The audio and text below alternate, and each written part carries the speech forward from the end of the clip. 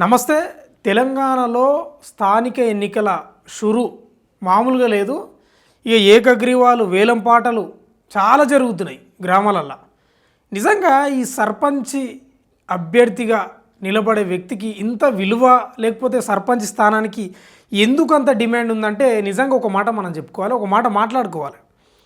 వాస్తవంగా కూడా సర్పంచ్ అభ్యర్థులు వాళ్ళకు పెద్దగా సంపాదించుకునేది ఏమి ఉండదు. నా అంచనా ప్రజలకు సేవ చేస్తారు, ఊర్లలో ఉంటారు, వాళ్ళు వ్యవసాయం లేకపోతే అదో ఇదో వేసుకొనే బతుకుతారు సర్పంచులు కూడా. అయితే ఈ బీఆర్ఎస్ వచ్చిన తర్వాత, బీఆర్ఎస్ 10 ఏళ్ల కాలం పాలించింది కదా, బీఆర్ఎస్ వచ్చిన తర్వాత గ్రామాలల్లో ఈ నల్లమట్టి తరలింపు బాగా జరిగింది. మీకు గుర్తుంటుంది అది. ప్రాజెక్టుల కోసం నల్లమట్టి చెరువులల్లో కుంటలల్లో ఆ నుంచి నిజంగా ఫుల్ డిమాండ్ ఉంది సర్పంచులకు. ఆ నల్లమట్టి అమ్ముకోవడంతో లక్షలు వెనకేసుకున్నారు కొందరు సర్పంచులు. ఇక కొందరు అయితే కోట్లే అనుకోరాదు, ఇక ఊకే. అందుకే అంత డిమాండ్ అయింది. ఇప్పుడు సర్పంచ్ అంటే ఎమ్మెల్యే కంటే ఎక్కువైపోయింది. గత బీఆర్ఎస్ ప్రభుత్వ పాలనలో సర్పంచులు 3 పూలు 6 కాయల్లాగా ఉన్నారు. మంచిగా వాళ్ళ ముఖాలు వెలిగిపోయినాయి. అంటే నిధులు రాలేదు, వాళ్ళు కాంట్రాక్టుగా రోడ్లు అవో ఇవో చేసిండ్రు, కొన్ని నిధులు రాలేదు, అది వేరే విషయం. కానీ నల్లమట్టి పేరు మీద లక్షలు సంపాదించారు. అందుకే సర్పంచి ఆ స్థానం కోసం, ఆ పదవి కోసం ఇవాళ 50 లక్షలు 70 లక్షలు ఒకరు కోటి కూడా పెడుతున్న పరిస్థితులు కనిపిస్తున్నాయి. వేలం పాటలు కూడా వాడుతున్నారు. మనకు అనిపిస్తుంది, అని ఏంది సర్పంచ్ పదవి కోసం 50 70 ఇన్ని లక్షలు పెట్టడం ఏంటంటే అసలు కథకి ఇది. ఇక హామీలు అయితే అడగోలుగా ఇస్తున్నారు. ఇక నోటికి ఎంత వస్తే అంత ఇస్తున్నారు. మరి అవి నెరవేరుతాయా లేదా తెలియదు. ఎందుకంటే ప్రభుత్వాలు కూడా తెలుసు మనకు. ఈ ప్రభుత్వాలు ఏదైనా ఏ రాష్ట్రాలైనా ప్రభుత్వాలు ఇచ్చే హామీలు ఒకటి, ప్రభుత్వంలోకి వచ్చిన తర్వాత అవి నెరవేర్చారు. వీళ్ళది కూడా గంతే కథ ఏం ఉండదు. మరి ఎందుకయ్యా డిమాండ్ ఇంత అంటే ఆ నల్లమట్టి ప్రభావమే. ఎస్, ఎందుకు ఇంత ప్రభావం అంటే నల్లమట్టే. ఈ ఒక్క బొచ్చ తీసి అందులేస్తే 10,000, ఒక నల్లమట్టి బొచ్చ తీసి ఆ టిప్పర్లు వేస్తే 10,000. అట్లా బీఆర్ఎస్ కాలంలో, బీఆర్ఎస్ పాలించిన 10 ఏళ్ల కాలంలో నల్లమట్టి మీద లక్షలు సంపాదించారు. ఈ ప్రభుత్వంలో కూడా గదే ఉంది నల్లమట్టి. అంటే అంత స్పీడ్గా లేదు నల్లమట్టి విషయంలో ఈ ప్రభుత్వం ప్రాజెక్టులు అంతా. కానీ ఇంకా 3 ఏళ్ళు ఉంది ప్రభుత్వం, మళ్ళీ 5 ఏళ్ళు వస్తుందేమో చూద్దాం అనే ఆలోచనలో భాగంగానే ఈ కథ అంతా నడుస్తుంది. లేకపోతే ఇన్ని లక్షలు పెడతారంటే నాకు అర్థం కాదు. సర్పంచ్ అభ్యర్థి నేను 50 ఇస్తా, 30 ఇస్తా, 70 ఇస్తా అనేది కేవలం నల్లమట్టి ప్రభావమే. మీరు గమనించండి, చర్చలు పెట్టుకోండి. ఏంది ఇంత డిమాండ్ అంటే ఇదే కథ, అసలు కథ. ఏముంటుందండి సర్పంచ్లది? దాదాపు 10-15-20 ఎకరాల భూములు, అంటే అందరికి కాకపోయినా కొందరికి ఉంటాయి. ఊళ్ళోనే ఉండి ఊళ్ళోనే పని చేసుకొని మంచిదో చెడ్డదో వేసుకొని పోతారు. కానీ నల్లమట్టి ఎప్పుడైతే స్టార్ట్ అయిందో ఊర్లల్లో, చెరువులల్లో, కుంటలల్లో అసలు ఎట్లయిపోయిందంటే ఎమ్మెల్యే కూడా అవసరం లేదు. ఇక మాకు సర్పంచ్ పదవి ఉంటే చాలన్నంత స్థాయికి వచ్చేసింది. అంత డిమాండ్ ఉంది. కొన్ని చదువుదాం మనం. కొన్ని ఆర్టికల్స్ వచ్చినాయి. ఏకగ్రీవానికి 50 లక్షలు అంట. యాదాద్రి భువనగిరి జిల్లా యాదగిరిగుట్ట మండలం మైలారం గూడెం సర్పంచ్ ఎన్నిక ఏకగ్రీవానికి ఒప్పందం కుదిరినట్లు సమాచారం. 4 అభ్యర్థులు సర్పంచ్ స్థానానికి నామినేషన్లు దాఖలు చేశారు. సర్పంచ్, ఉప సర్పంచ్ 2 వార్డులను ఏకగ్రీవం చేయడానికి నిర్ణయించినట్లు తెలిసింది. సర్పంచ్ పదవికి 50 లక్షలు, ఉప సర్పంచ్ పదవికి 10 లక్షలు చెల్లించడానికి ఒప్పందం కుదుర్చుకున్నట్లు సమాచారం. ఇది ఏడంగోసాయండి వీళ్ళకి పైసలు, నాకు అర్థం కాదు. అందరు రియల్ ఎస్టేట్ చేయరు, అందరికీ పెద్ద పెద్ద కంపెనీలు ఏమి ఉండవు. అంటే ఇవంతా ఊరు మీదనే తీస్తారు. మళ్ళీ ఇదంతా మైలపోలంతా మళ్ళీ ఊరు ప్రజల మీద, ఊర్లో ఉన్న సంపద మీదనే తీస్తారు ఇదంతా పైసలన్నీ. అంత పిచ్చోళ్ళు అంటే నాకు అర్థం కాదు. ఒకప్పుడు ఉన్నారు మహానుభావులు, వినో బాబావే లాంటి వాళ్ళు భూదానం చేసిండ్రు, భూలను ఇచ్చేసిండ్రు. అంత గొప్ప మనసు ఇప్పుడు ఉందా? నాకు డౌటే లేదు. భూతార్థం పెట్టి వెతికినా కూడా దొరకరు నీకు. మరి ఈ లక్షలని ఆడ తీస్తారంటే ఊరు మీదనే తీస్తారు. కుంటలు, చెరువులు, కథలు ఇవన్నీ ఉంటాయి. ఇవంతా నడుస్తుంది. ఇంకోటి తీద్దాం. సర్పంచ్కి 30 లక్షలు, ఉప సర్పంచ్కి 5,20,000 అంట. వేలం పాటలు వాడినట్లు. మన వినాయక చవితి దగ్గర లడ్డుకు ఎట్లయితే వేలం పాట వాడతామో గ్రామ సర్పంచ్, ఉప సర్పంచ్ కూడా వేలం పాటలు. దీన్ని బట్టి అర్థం చేసుకోండి మీరు. దీన్ని బట్టి నేను నిజంగా చెప్తున్నా, 50 లక్షలు ఖర్చు అవుతాయండి గ్రామంలో? అంతేం కావు. అయితే 15-20 లక్షలు అవుతాయి.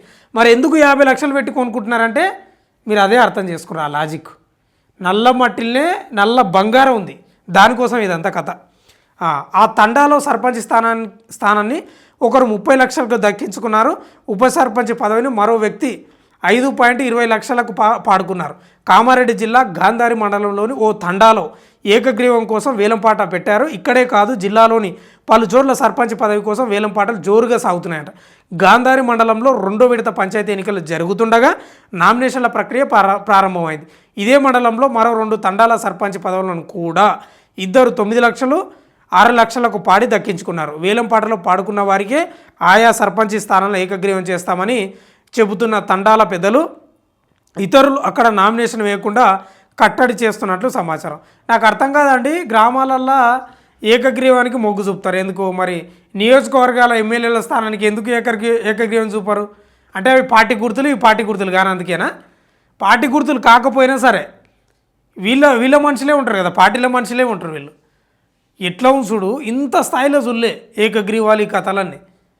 గ్రామాలల్లో కూడా లక్షలు సంపాదిస్తున్నారు సర్పంచ్ అభ్యర్థులు. సరే, నిజాయితీగా సేవ చేసి ఊరిని అభివృద్ధి చేస్తే మంచిదే, సంతోషం. కానీ అంతగానం ఏం లేరు, అంత పిచ్చోళ్ళు ఏం కాదు. వీళ్ళంతా 50 లక్షలు 70 లక్షలకు కొనుక్కొని సర్పంచ్ పదవిని వాళ్ళ సొమ్మునంత దారపోయనికి అంత పిచ్చోళ్ళు ఏం కాదు. ఇంకా ఉన్నాయి చూద్దాం. అయితే ఇంకోటి ఏంటంటే, ఇప్పుడు సర్పంచ్ ఎన్నికలు నడుస్తున్నాయి కాబట్టి కొన్ని పాటలు, సోషల్ మీడియాలల్లో కొన్ని డైలాగులు, ఇక మంచి వ్యక్తిని ఎన్నుకోవాలి అవన్నీ వినిపిస్తున్నాయి. అవి కూడా ఒకసారి చదువుదాం. లూటీ కాదు, డ్యూటీ చేసేటోడే ప్రజాప్రతినిధి, సమర్థుడిని ఎన్నుకోవాలని సోషల్ మీడియాలో ప్రచారం అంట. పల్లెపోరు వేళ డైలాగులు, పాటలతో చైతన్య కార్యక్రమాలు. ఈ డైలాగులు ఉత్త డైలాగులే, నీవు ఆ ఓటేసే కాడ నేను నిరూపించాలి కానీ నిరూపించరు. ఆ ఊరిని లూటీ చేసేటోడు కాదు, ఊరి కోసం డ్యూటీ చేసేటోడు సర్పంచ్ కావాలి. ఇదొకటి కొటేషన్. ఊళ్ళో డామినేట్ చేసే వాళ్ళ టచ్లో ఉండేవాడు కాదు, ఊరి జనాలకు టచ్లో ఉండేవాడు సర్పంచ్ అంటే. క్వార్టర్ బాటిల్ ఇచ్చేవాడిని కాదు, లేనోడి ఇంట్లో కరెంటు మీటర్ పెట్టేవాడిని ఎన్నుకోండి.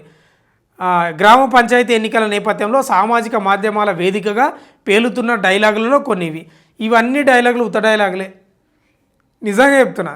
ఇవాళ ఎట్లా తయారయ్యారంటే చదువుకున్న వ్యక్తులు కూడా మందుకు, కోటర్కు, పైసలకు అమ్ముడు పోతున్నారు. చదువుకోని వాళ్ళు అంటే ఇడిచిపెట్టండి.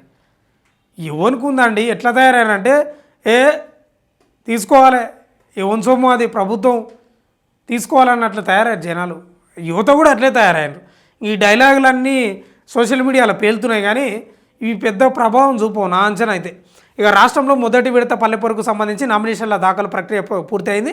ఓటర్లను ప్రసన్నం చేసుకుని సర్పంచ్ పీఠాన్ని దక్కించుకోవడానికి అభ్యర్థులు పావులు కదుపుతున్నారు.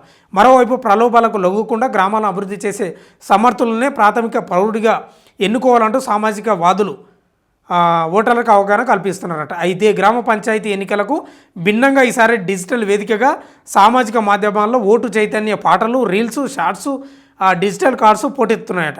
ఉత్తమ గ్రామ పాలకులను ఎన్నుకోవాలంటూ కొందరు పాటలు రాసి పాడుతున్నారు. ఒక్కసారి మోసపోతే 5 ఏళ్ళు కష్టాలు అనుభవిస్తామంటూ కొందరు రీల్స్, షార్ట్స్ తీస్తున్నారు. చక్కటి నేతను ఎన్నుకోవాలంటూ అసలు చక్కటి నేతలు ఎవరున్నారండి? నాకు అర్థం కాదు. చక్కనైన నేతలు ఎవరున్నారు? ఇప్పుడు చాలా తక్కువ. ఈ బియ్యం ఊళ్ళో మెరికలు ఉన్నట్లే ఆడనో ఇన్నో. చక్కటి నేతలు ఏం లేరు. చక్కని నేతను ఎన్నుకోవాలంటే ఇంకొందరు బ్యాక్గ్రౌండ్ పాటలు, సంగీతంతో డిజిటల్ కార్డు రూపొందించి సోషల్ మీడియాలో పోస్టు చేస్తున్నారు. మొత్తానికి YouTube, Insta, Facebook, ShareChat ఇలా సామాజిక మాధ్యమాలన్నీ ఓటర్ చైతన్య కార్యక్రమాలతో ఓరెత్తున్నాయట.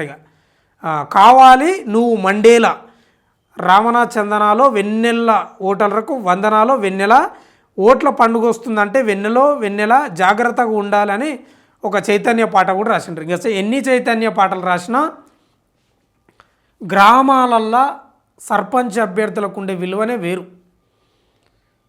అంటే ఈ బీఆర్ఎస్ ప్రభుత్వం వచ్చినాక వాళ్ళ విలువ మరీ పెరిగిపోయింది. మామూలు ఆకాశానికి ఎత్తుతున్నారు.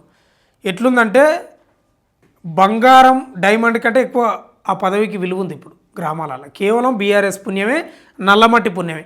నేను ఈ వార్త చదవడానికి ప్రధాన కారణం ఏంటంటే ఈ ఏకగ్రీవాలు, ఈ వేలం పాటలలో ఇన్ని లక్షలు పెడుతున్నారు కదా, ఏంది దీని వెనుక మతలాభం అంటే నేను చెప్పేది ఏంటంటే నల్లమట్టి ప్రభావమే. ఎస్, బీఆర్ఎస్ ప్రభుత్వంలో నల్లమట్టి తరలింపు ఒక రేంజ్లో జరిగింది కదా. లక్షల కోట్లు సంపాదించుకున్నారు చాలామంది. కోట్లు తక్కువనే అనుకోండి, లక్షలు అయితే బాగానే సంపాదించుకున్నారు, కోట్లు కూడా సంపాదించుకున్నారు మేజర్ గ్రామ పంచాయతీలలో.